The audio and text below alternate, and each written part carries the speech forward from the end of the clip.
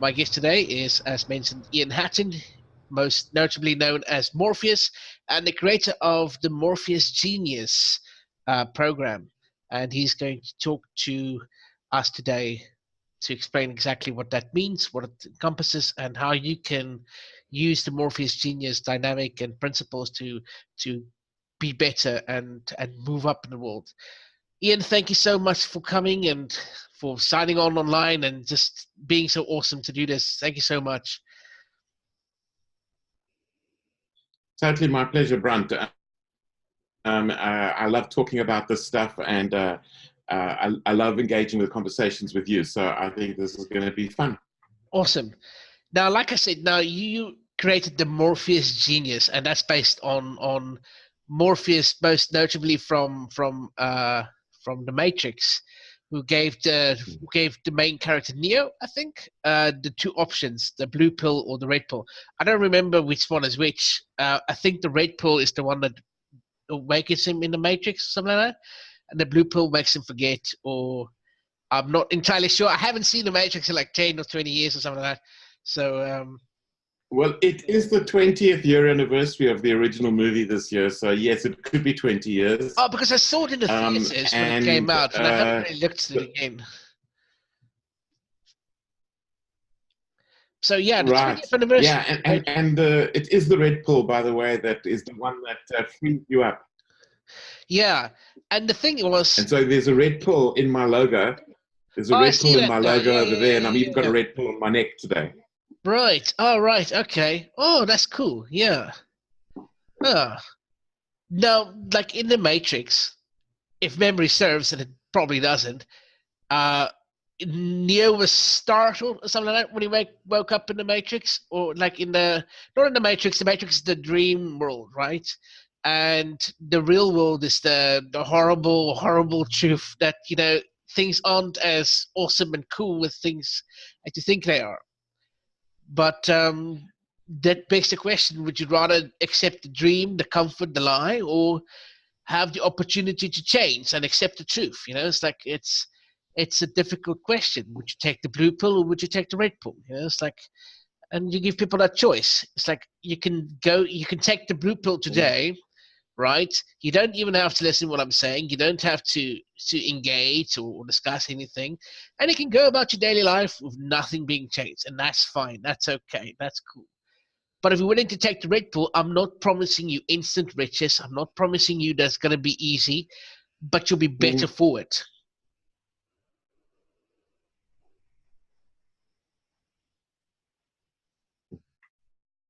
Yeah, I think Brunt, there's so many ways of looking at this, but I think the Matrix world is a false world, and it's a world where Neo realizes there's something wrong. There's something wrong with the world. There's a beautiful phrase that Morpheus uses in the movie where he says, the Matrix is the world that's been pulled over your eyes to hide you from the truth, or to hide the truth from you. So it's this like the wolf in sheep's clothing almost kind of thing. Right. This world that is being that's hiding you from the realities, and it's a bit sinister because it might sound all wonderful and dreamy, but the reality is that they will kill you if you find out. They will. It's got a sinister sort of totalitarian overtone to it. And the offer of the red pill is the offer to go to the real world and become part of the real world. Now, in Morpheus Genius, the waking up, the awakening that comes from taking the red pill is the awakening that to the truth of who you are, to the truth of how incredibly powerful our uniqueness is, and how we don't have to be sort of pushed into this custom world which is pushed at us. I was actually did a mastermind workshop with a group of clients this morning on Morpheus Genius, and we were talking about how other than ourselves. Be more like Bill Gates, be more like Steve Jobs, be more like Gandhi, be more like Mandela, be more like Winston Churchill, whatever it might be. And that pull is taking us away from the truth that it's okay to be us. And the idea in Morpheus Genius of taking the red pill is embracing the journey into discovering our inner genius that we each have. That's right. Everybody wants to be somebody else, you know. But the thing is, there's no one like you on this planet. As a teacher, I would often give a theme to a essay or something like that. Uh, and then the common thing was the children would tell me, it's like, but if we have the same topic, everybody's going to write the same thing. And I was like, no, that's not even remotely true. Yes, I've set up some structures, some boundaries for you to play in, but no one can write the story like you can. No one has your experiences. No one has your outlooks. No one can write the story like you can. So there's no possible way that two things can be so similar unless you obviously copied and cheated from each other. But if you want to be more like somebody else, start being more like you first. Find your true self. I'm not saying ignore Bill Gates or Steve Jobs or Gandhi or anything like that. They obviously have characteristics that you want to apply to your own life, but you don't need to become them to be a better you. Totally. And because of that, I mean, one of the things I actually often talk about, I conclude my keynote with, and I make it the topic of my masterminds, is a quote from Neil Gaiman, and it so aligns with exactly what you just said. And Neil Gaiman made this as part of a speech at a commencement of a graduation, and the speech the excerpt of the speech goes as follows. He says, "The one thing that you have that nobody else has is you." Yeah, I You know, like your that. voice, your mind, your story, your vision. Nobody else has it. It's totally unique to you. And then he concludes this little quote by saying, so write and draw and build and play and dance and live as only you can. And that's the Morpheus Genius method. That's where the genius lies. Yeah, absolutely. And creativity is the same thing. You know, it's not art. It's not just art or dance or music. When I say creativity, those are the key things that come up. You know, it's like, oh, I can't even draw a straight line. I can't dance or keep a tune or something like that. And I try and explain it's not what you do that is creative. It's how you think and how you process. Yes, those are elements of creativity. Those are expressions of your creative nature, but it's how you think and reason and adapt and change and modify and all these things. That's what truly is creative, because that's something only you can do.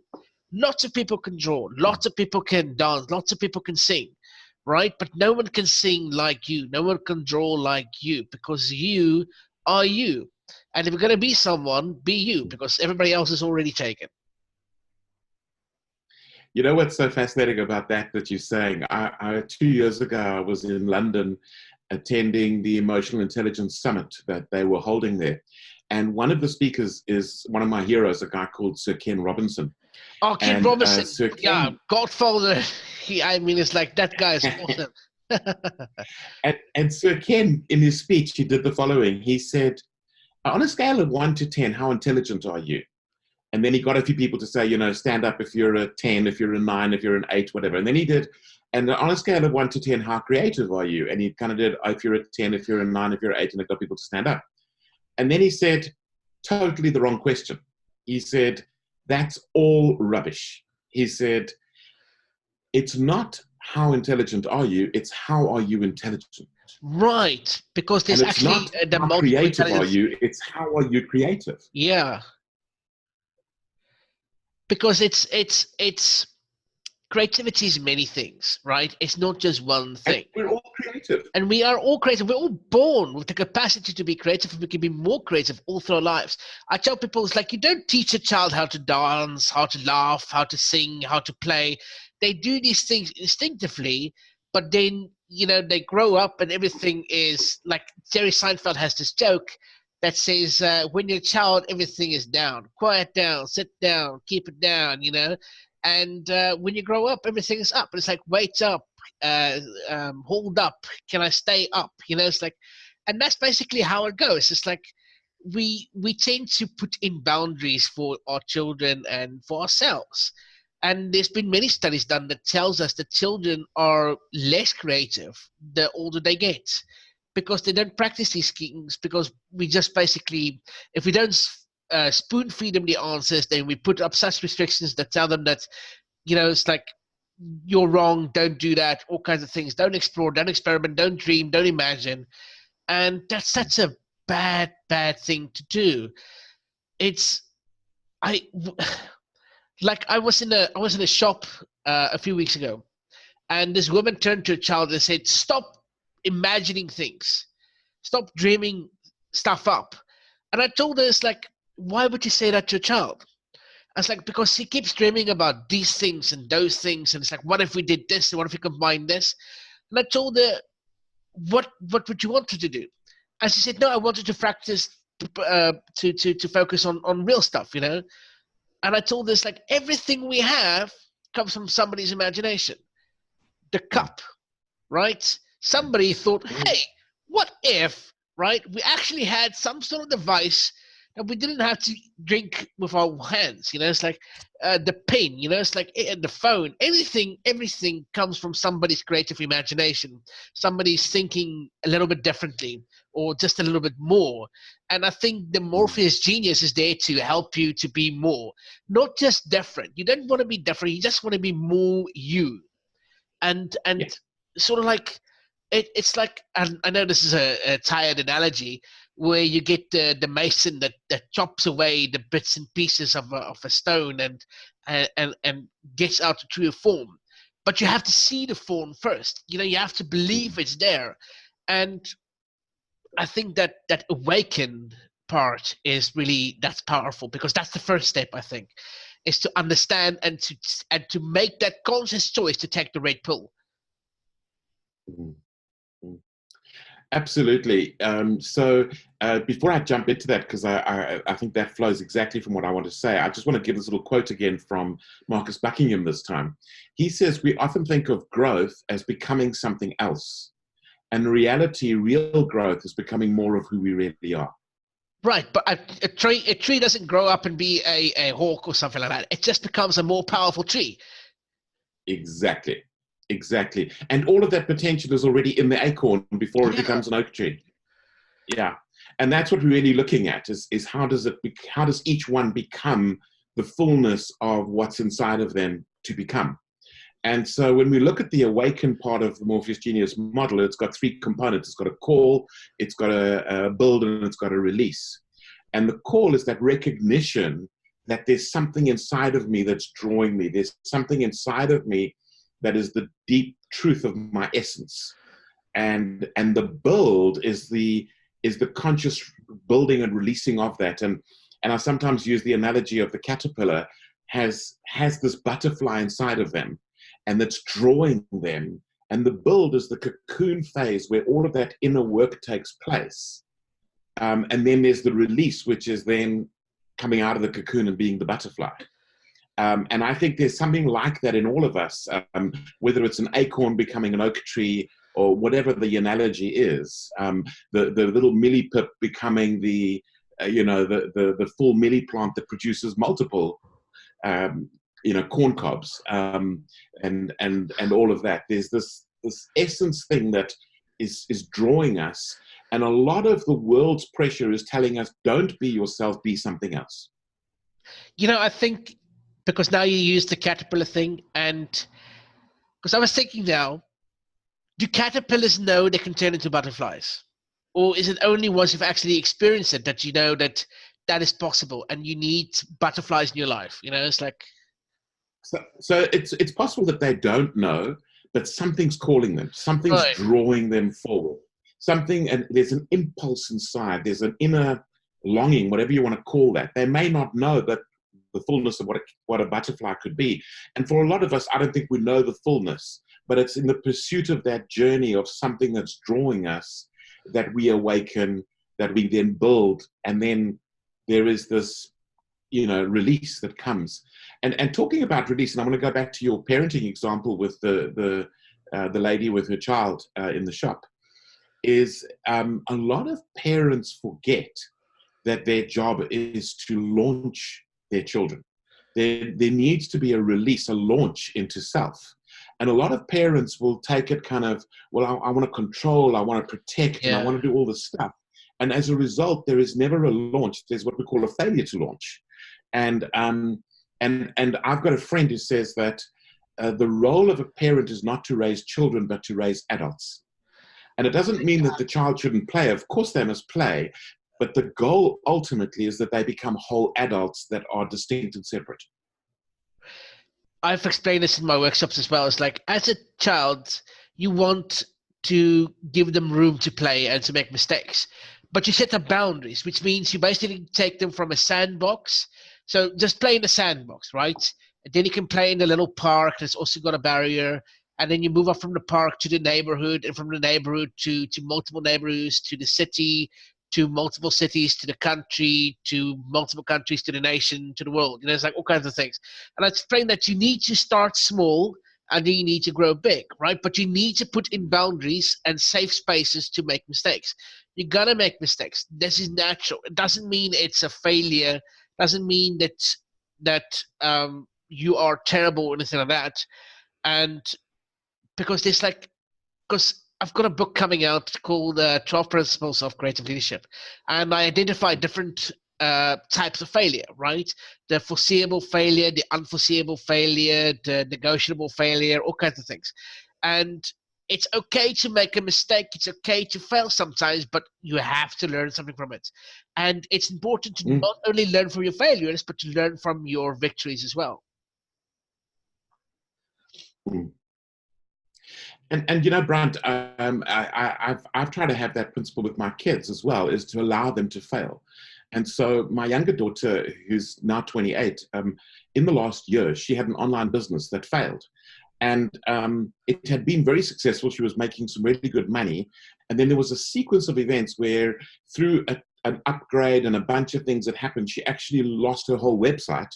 And the result in the end was the failure of her business. Now, she wanted to transition the business anyway, but this became the catalyst to transition. And so she's rebuilt a whole new business over the last 6 months, which is not fully launched yet. But the reality is she's gone from a really successful business to a total failure where she suddenly didn't have any money and, in fact, temporarily moved back in with her mom, to the place where she's now doing it again. And you know, at the age of 27, 28, I think that's brilliant. Yeah. Because it's that failure that will lead to something so much better. Because it's stepping stones, right? It's if you've already done it once and you failed, right? It's not that big a fall because you actually have a lot of skills and knowledge to work and to fall back on. It's not like you're starting from scratch, really. I use a stair analogy, right? Everybody wants to start at the top stairs where everything's working and everything's brilliant and you're making a lot of money. But the problem is, if you jump from the smallest stair to the highest stair, as soon as one thing comes and pushes you down, it's a long way down, right? But if you climb one stair and then another stair and then another stair, if something does come and it knocks you down, you just fall one stair backwards.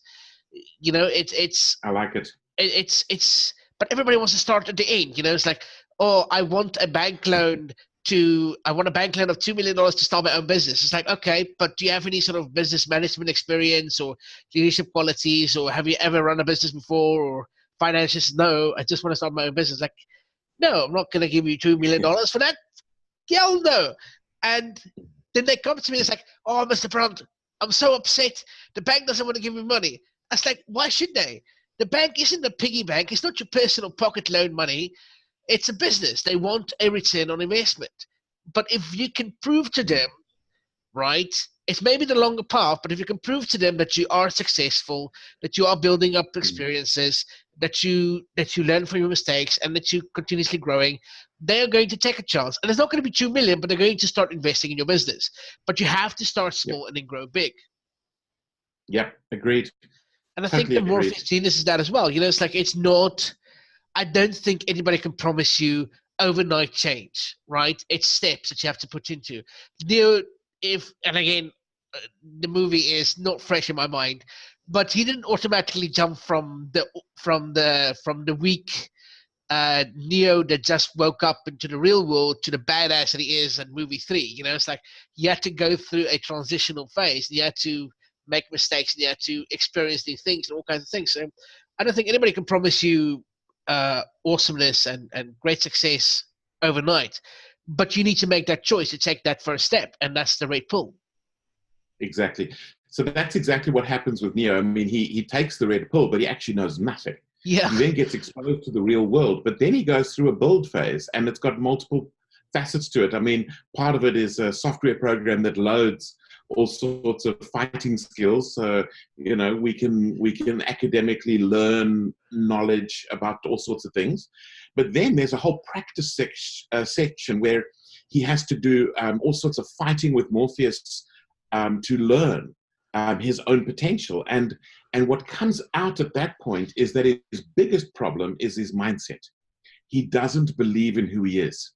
He doesn't believe in what he can do. And towards the end of the first movie, there's this beautiful scene where they're in an underground station, and he's with Trinity, and Trinity gets out, but an agent suddenly appears. And Trinity says, "Run, Neo, run." And she's standing next to Morpheus because she's now out and he's still in the Matrix. And Neo doesn't run. And Neo turns to face the agent. And at this point, she then turns to Morpheus and says, "What is he doing?" And Morpheus says, "He's starting to believe." And that's the mindset change. He's starting to believe in his capability. He's starting to believe he can stop bullets. He can do all sorts of things that are way beyond what was imagined before.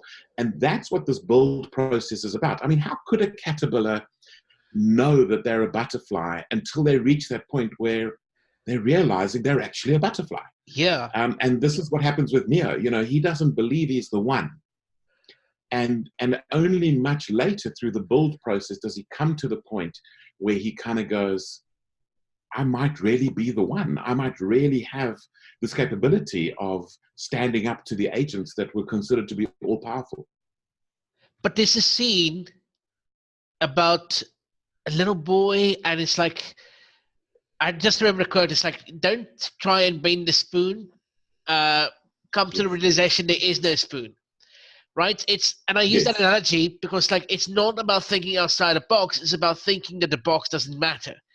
Right? It's about accepting that your norms, your systems, all kinds of things that has been put in place for you, right? Imagine if they weren't there. So usually in my workshops, I ask, what would you be doing if you could do anything else right now?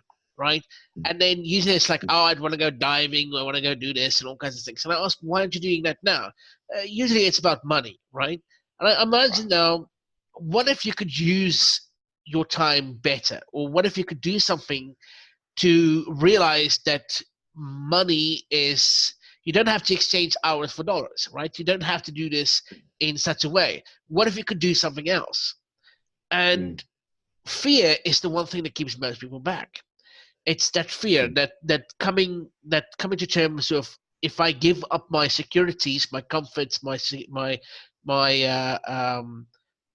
blankets, my comfy blankets or whatever, security blankets, I think, and you know, it's like, what do I have to fall back on? But you don't have to start at the end. You know, you need to take a slow path. And so I tell people, it's like, you don't have to quit your job.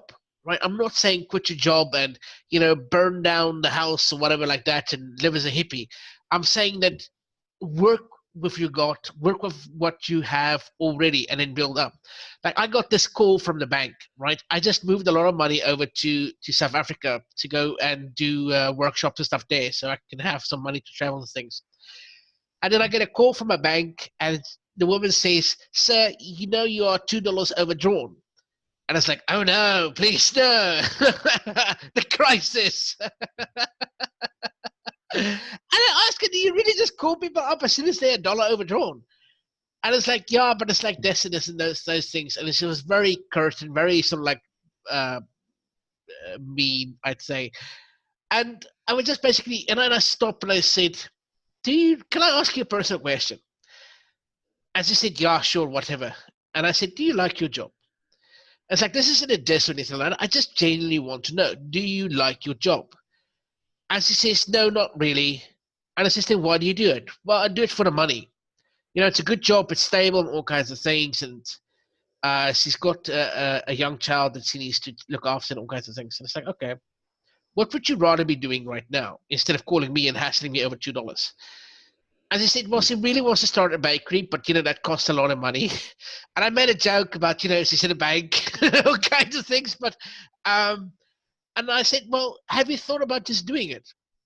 It's like, yeah, but she's afraid she can't leave her job. It's like, no one said leave your job. No one said, just jump into the deep end, But what if you start baking a few cookies and start selling them at the bank itself, and then, you start generating a second income, and then later on, when your second income succeeds or surpasses rather your main income, maybe then you've got enough to sort of like move away and do something else that you really want to do. And maybe you can do that for multiple streams of income, right? And this isn't me trying to sell you on a course of creative thinking or anything like that. I'm just generally trying to have a conversation with you. And about 3 days ago, when was it? Friday. I don't know what day is today. Wednesday. So it was last Friday. I got an email from her saying thank you. She's actually started selling some cookies now, and people love her cookies and all kinds of things. And she's really appreciative. And she's sorry that she has to be for the $2 and all kinds of things. And it was just so lovely, it's like just from a conversation to have. But she didn't know that she could, take the red pill. And I think what you do is so important because you give people that option. You can be more than what you think you are. Because even if you don't think you can turn into a butterfly, I believe you can. Yeah.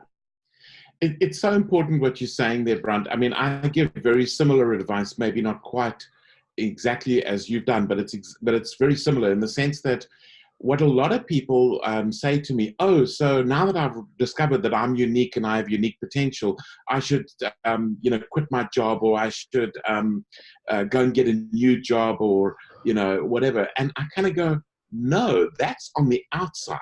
It comes from the inside. You have to start. So connect with yourself. Yeah, connect with yourself. Discover who you really are.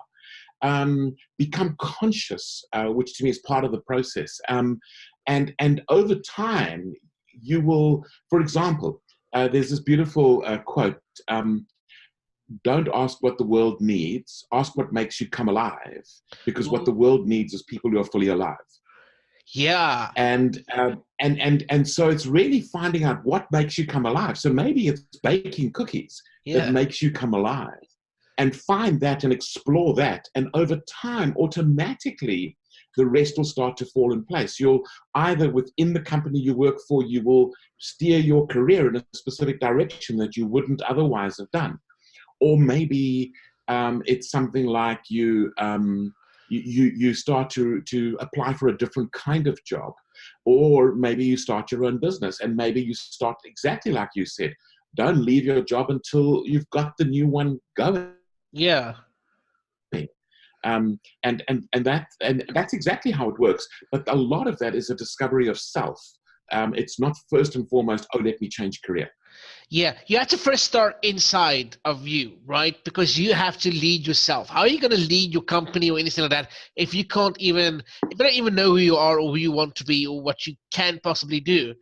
It's not going to happen. You're going to be riddled with insecurities all throughout everything, and you're never going to be able to actually stand up and say, hey, these are my non-negotiables. These are my values. This is what I'm worth, and need to stand up for myself and need to actually and to take that first step, and that takes guts, and it does. It's not going to be easy, and I don't think anybody can promise you it's going to be easy and smooth sailing all along, but you'll be better for it.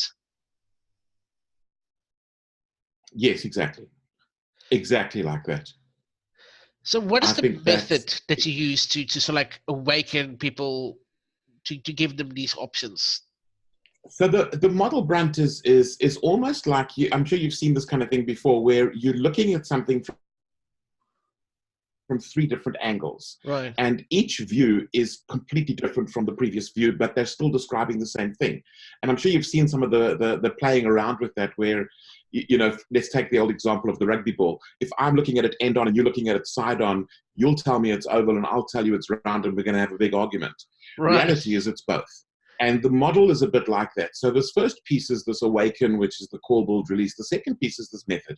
And the method is just a process. And the process is, I guess call, build, release is also a process. But this is a process of connect with self. So connection is the first component of that. And we need to connect with selves. And if we're leading others to help them, we need to connect with them. If you want to influence people, you need to connect. That's the first thing. You don't start with telling, you start with connecting. And that's how we build influence. And it's the same with ourselves. If you want to lead yourself, you start with connecting with yourself.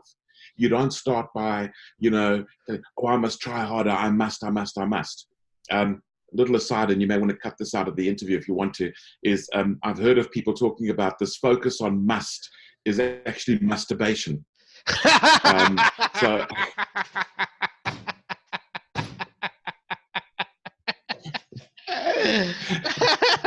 a masturbation station. Yeah.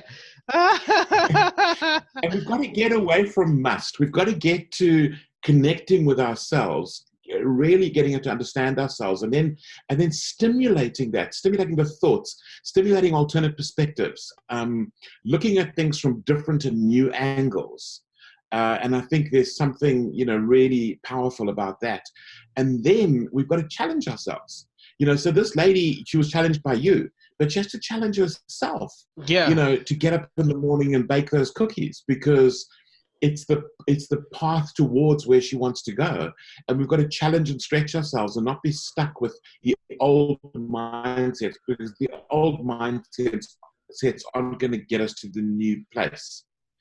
And so this is the self-influence process: connect, stimulate, challenge. And it's in fact also our influence process with others: connect, stimulate, challenge. Stimulate, challenge. And we call that the Morpheus Genius Method. Okay.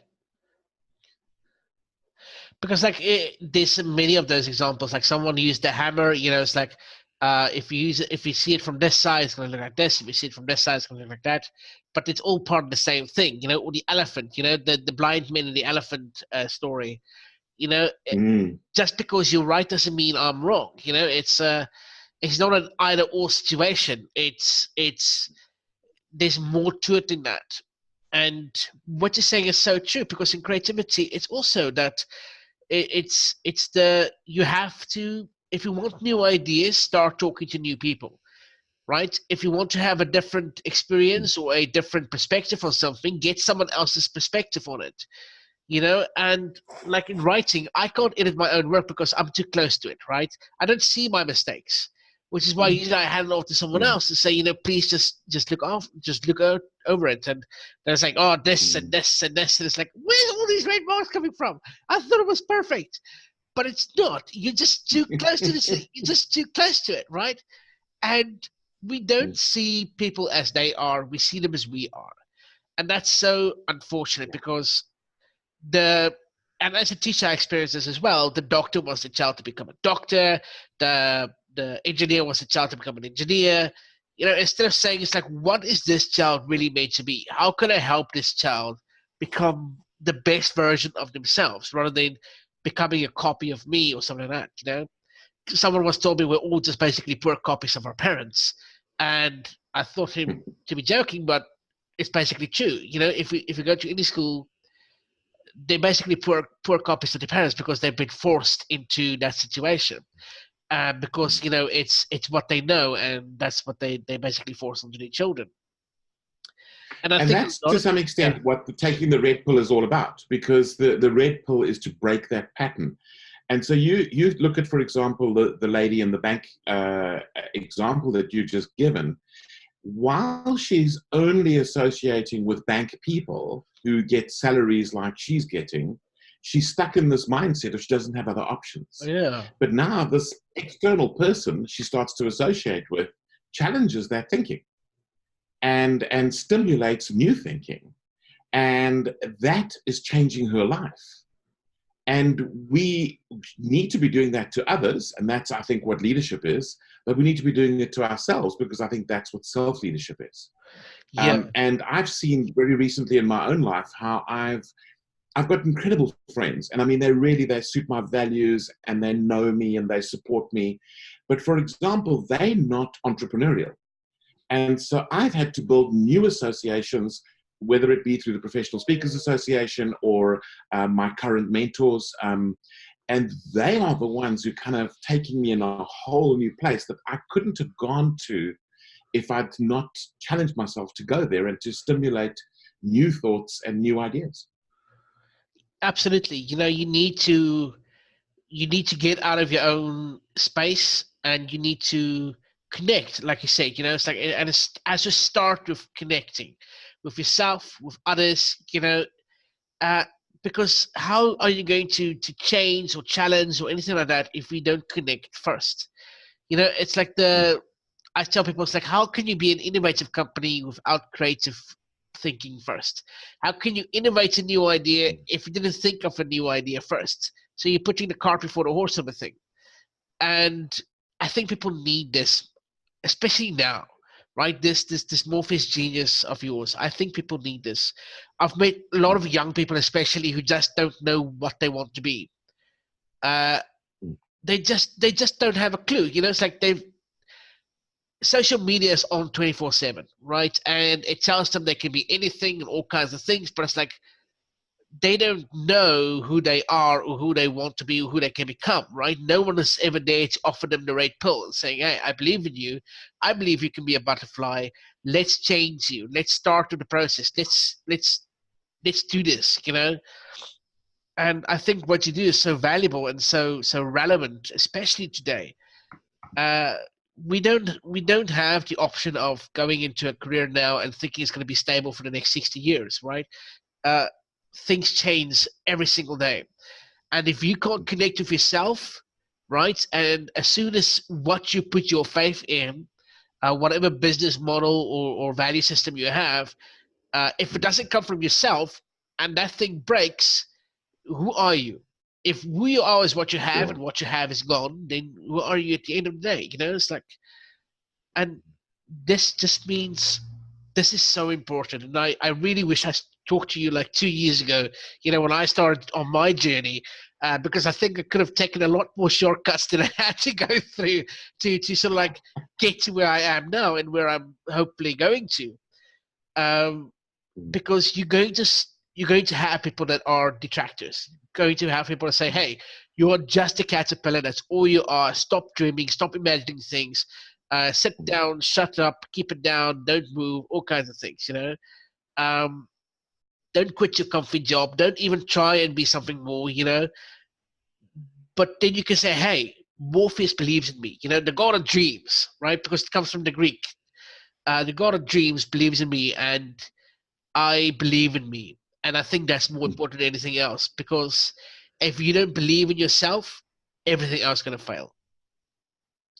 And you know what I so love about what you just said is this idea of having the right community around you, because there will be detractors. There will be, you might want to call them border bullies that don't want you to leave the current territory, or whatever you might read. There's all sorts of terms we could use for it. But I've got a friend who says you need your own personal board of directors. These are people who see your potential and want to back you.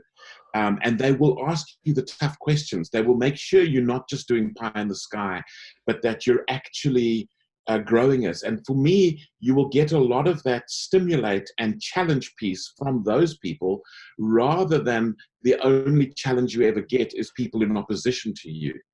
And I love that idea of having your personal board of directors. Board of directors, yeah. Brene Brown talks about you should take the list of people that you truly trust and write it on a very tiny little post-it note. No, those tiny post-it notes, because you shouldn't have more people than that. It should be a very small circle that are the people whose opinions you can truly value. Because of so many people are actually, as you said, they're coming from their perspective, and they're trying to impose their will on you. And so this isn't a go it alone, but it's a go it with the people who see your potential and see your uniqueness and honor it. And people are going to keep you or hold you accountable for what you say and what you do. If you say, I want to start um, a business, or I want to go to the gym 3 times a week, or I want to start jogging, or whatever it may be, someone is going to be like, I believe you can do it, right? But if your ass is not up 7 a.m., I'm coming to get you, right? If your ass is not in that gym 7 a.m., right? And you don't send me a WhatsApp picture or something like that, 7 a.m. when your ass is in that gym, I'm coming for you.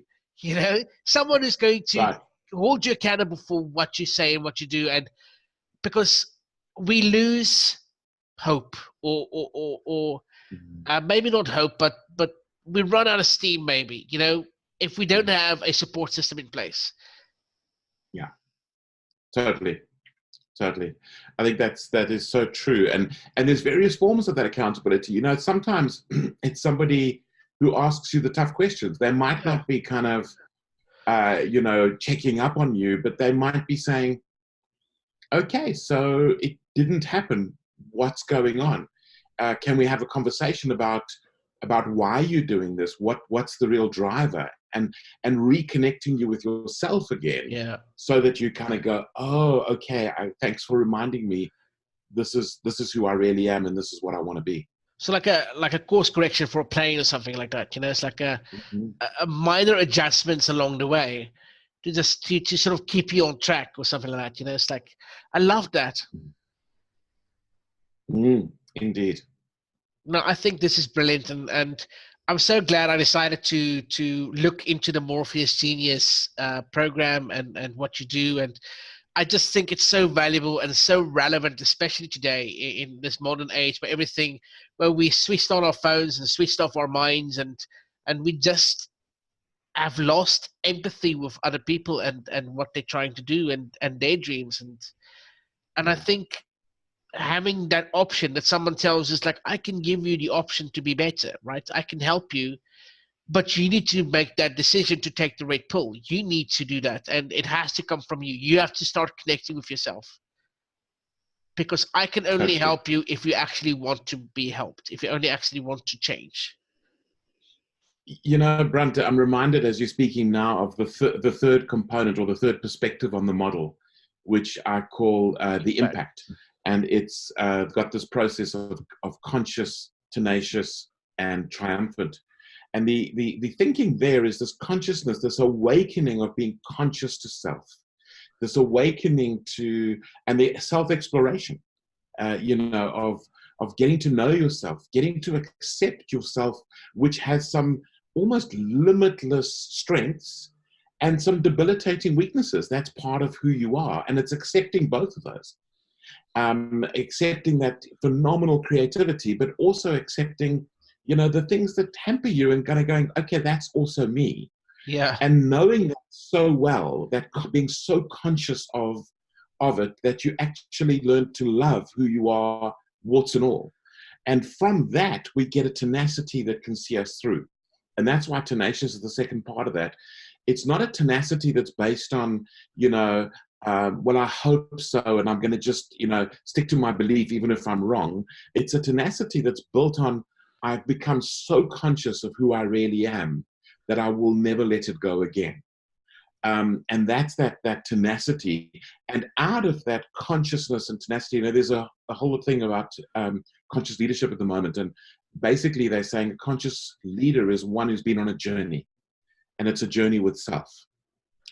Becoming this aware, becoming accepting, becoming even loving towards who we are uniquely. And that tenacity is then where we get the triumph from. And that triumph will be our own triumph, our own success, but it'll also be success through others, because we're awakening that in them too. If we give ourselves this permission to be ourselves, we allow others to be themselves too. And so it's a ripple effect success. Change yourself, right? There's a story that I read when I was grade 8 or 7 or something like that, and it was part of the exam, And I tried changing the world and I failed. Then I tried changing my country and I failed. Then I tried changing my city and I failed. Then I tried changing my neighborhood and I failed. I tried changing my family and I failed. Then I decided to try changing myself when I succeeded. And because I changed myself, my family changed around me, my city changed around them, and so it went on and on and on. You have to start inside of yourself, right? You have to start with self Totally. leadership. Yep. Exactly that. So Ian, thank you for this brilliant and really amazing conversation. And I love what you do, and I love the Morpheus genius, and it just so makes sense. I wish more people wanted to start and take that first step, to take the red pill, and then connect with themselves. To understand who they are, because we live in a world where it's just crazy, man. It's just really, people are crazy and times are strange. It's weird. And I It see a is. lot of youth, especially, that just have no clue who they are. They've gone through 12 years of high school, 4 years of tertiary college, or whatever you want to call it, and they still have no clue who they are. 30 years, 40 years, whatever it may be, right? Doesn't matter how old you get, you need to know who you are, and you need to know, and you have to have your own personal board of directors. Totally, and thank you, Brand. I've thoroughly enjoyed the conversation myself. I love talking about this stuff, and I love your slant on creativity and Imagineering. I think that's brilliant. Thank you very much. And so this is me signing off. Subscribe to the YouTube channel if you haven't already done so. Please connect with Ian. I'm sure he'll be absolutely happy to talk about what he does and the Morpheus genius and all the amazing and wonderful things he does. You can catch his website, which is morpheusgenius.com, I believe. It Uh, is. and you can also find his contact details on there and explore more of what he does. So this is me, and this is Imagineering, signing off. Thank you, Ian.